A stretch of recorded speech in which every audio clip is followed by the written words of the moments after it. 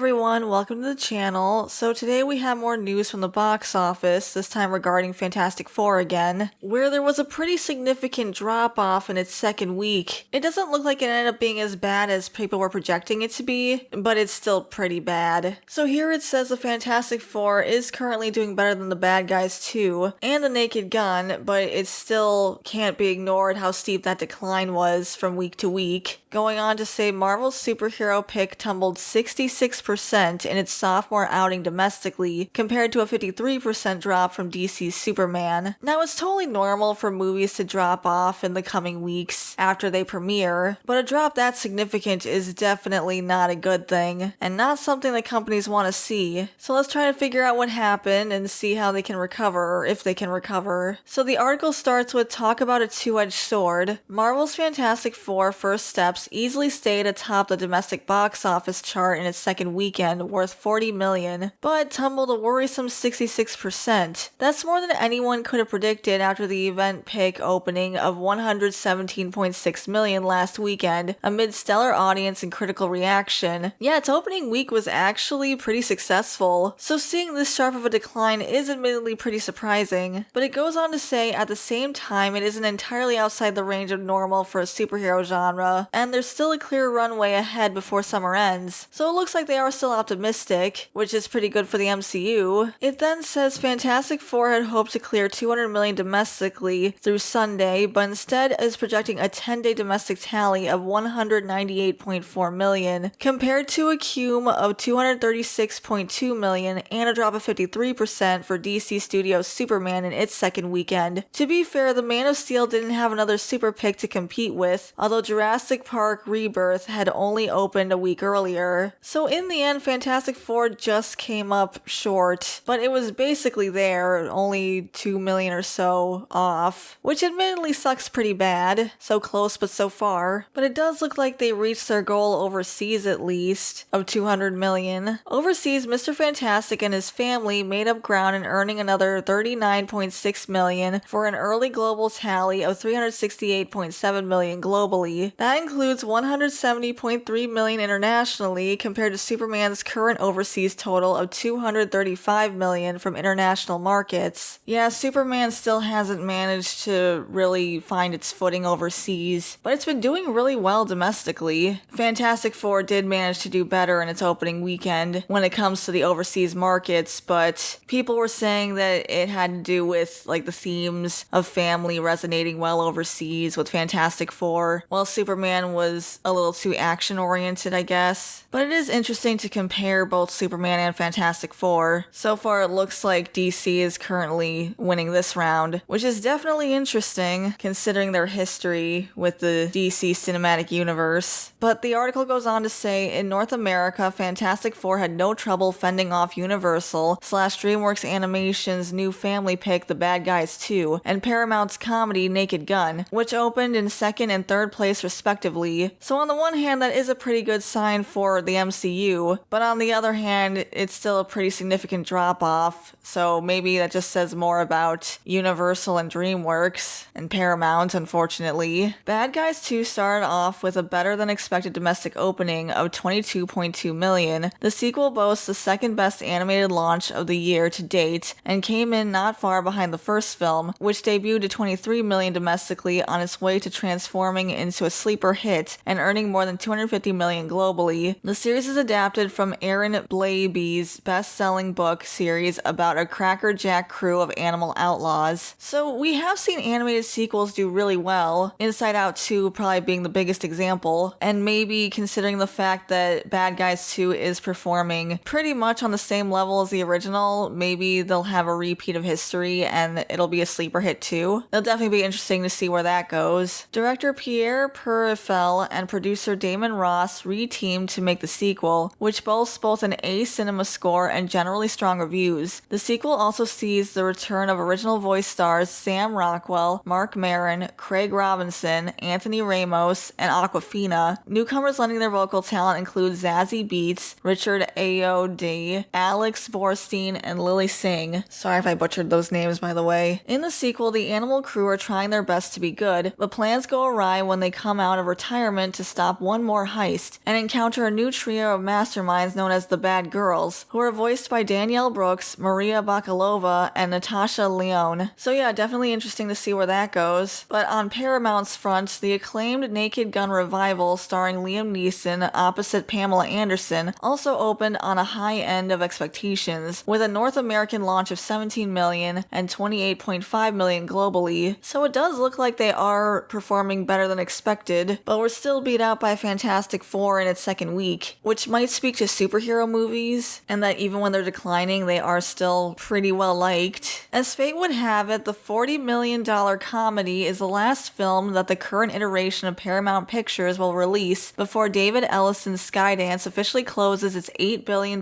merger with Paramount Global on August 7th. So that's this week, as of this recording. Affable movie studio chief Brian Robbins, who has also been serving as one of the 3 interim CEOs of Paramount Global since sale talks began last year, intends to step down once Ellison takes control of the entertainment conglomerate and installs his executive team both in the C-suite and at Paramount Pictures, according to sources. So it's going to be another merger. Hopefully this one will be mutually beneficial to all parties, unlike a certain WB merger that happened. The Naked Gun revival, produced by Seth MacFarlane, stars Neeson in his first leading comedic role opposite Pamela Anderson. He plays Lieutenant Frank Drebin Jr., who is trying to follow in the footsteps of his father, Frank Drebin, the infamous comedic character played by Leslie Nielsen in the original films. The new pick boasts an A cinema score from audiences and strong post-track exists. So it's another sequel to a movie that's like over 30 years old. Shame it didn't do as well as something like Top Gun did. Paul Walter Hauser, CCH Pounder, Kevin Durand, Cody Rhodes, Liza Koshy, Eddie Yu, and Danny Houston also star. The 4th film in the long-dormant franchise, directed by Akiva Schaffer, from a script he wrote with Dan Gregor and Doug Mand, opens 31 years after the last movie, 1994's Naked Gun, 33 and a third.